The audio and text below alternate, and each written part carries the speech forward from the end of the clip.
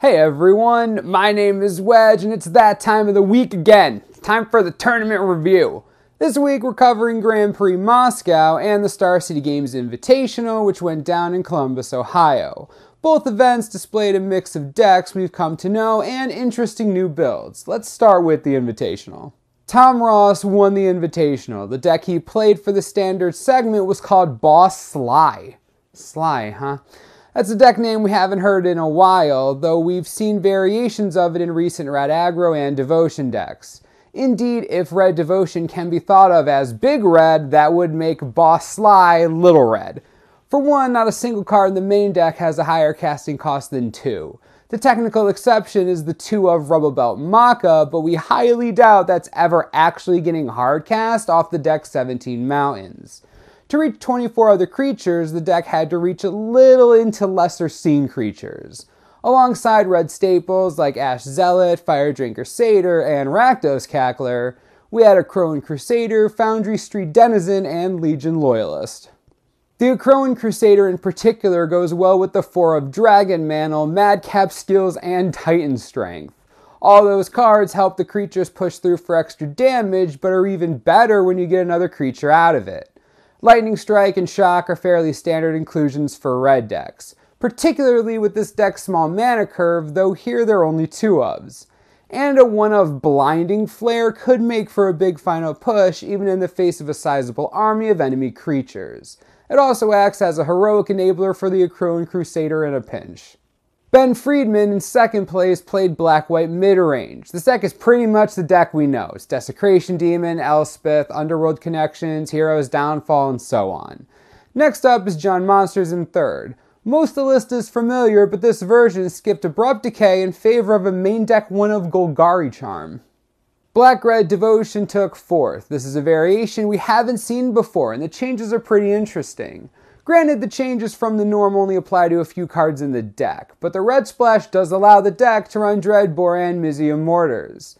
With the proliferation of Planeswalkers in Standard, having more answers is always helpful. And Mizzium Mortars drops a lot of creatures in Standard, including Blood Baron of Escopa, which this deck is otherwise helpless against.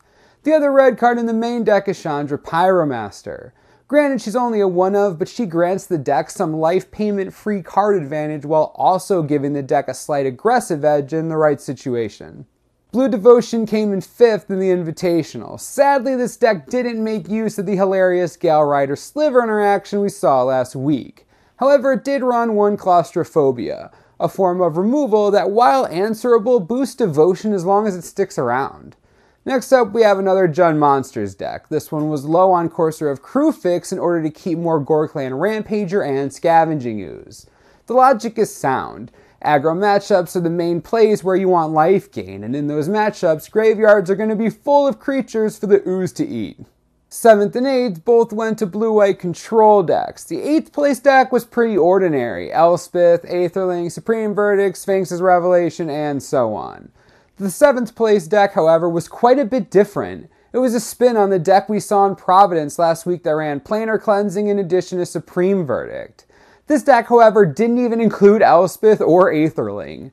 It plays the slow game, countering or sweeping everything that hits the board and winning with Mutavault aggro. If Mutavaults start dying or the deck starts to run out, Elixir of Immortality gets it all back. It's definitely an unusual take on blue-white control compared to what we're used to seeing, but clearly it works. That wraps up the Invitational top 8. Let's move on to the Grand Prix. Igor Gorbanov won the day with a Boros Burn deck. As with the majority of Boros Burn decks, the variations were slight and based mostly on numbers of each spell. Moving on to second place, Sergei Zaleznov played Black Devotion to the runner-up spot. This version of the deck harkened back somewhat to the earlier days of the archetype, prominently featuring Nightveil Spectre in the main deck. Lifebane Zombie was still there, of course, but in smaller numbers, with the sideboard finishing the playset. Jund Monsters decks took 3rd and 4th places. The 3rd place deck ran an unusually large number of spells, adding in Golgari Charm, Ultimate Price, and Rakdos' return. Other than that, it was business as usual with the Elvish Mystics and the Sylvan Caryatids and the big creatures and such. The 4th place deck was more traditional, running the now standard 5 spells and an even split between Corsair of Kruphix, Gore Clan Rampager, and Scavenging Ooze. The 5th place deck was Band Control, which is to say it's mostly a blue-white control deck, but it included a green splash for Kiora the Crashing Wave as an alternate win condition. After all, the idea of blue-white control is already to survive to the late game by answering all the creatures. Why not get some 9/9 Krakens in the process? The green splash also enables some fun sideboard tech like Mistcutter Hydra and Unravel the Aether. 6th place went to a deck that can only truly be described as 4-color mid-range. It's almost like a junk mid-range deck with a blue splash. The planeswalkers in this deck are Ashiok Nightmare Weaver, Elspeth Sun's Champion, and Kiora the Crashing Wave. That's a trio of walkers we never thought we'd see in the same place at the same time. The blue splash also allows the deck to run far and away. Outside of those, the deck's mostly mid-range standbys like Blood Baron, Corsair Kruphix, Hero's Downfall, and Underworld Connections. Still, the unique combination of colors makes this deck rather different from what we usually see.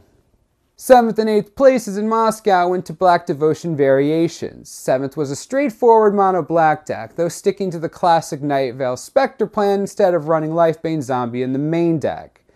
8th was another black-red list, this one running 4 Dreadbore as its only main deck red card.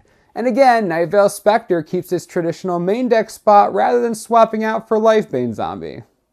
And that wraps up the top 8 from Moscow and the Star City Games Invitational. Next weekend, we've got a standard Grand Prix in Chicago and an SCG Open in Las Vegas. As always, subscribe below for the latest and most reliable Magic the Gathering information you could ever need. This is the Mana Source, I'm Wedge, thanks for watching, and we'll see you next time.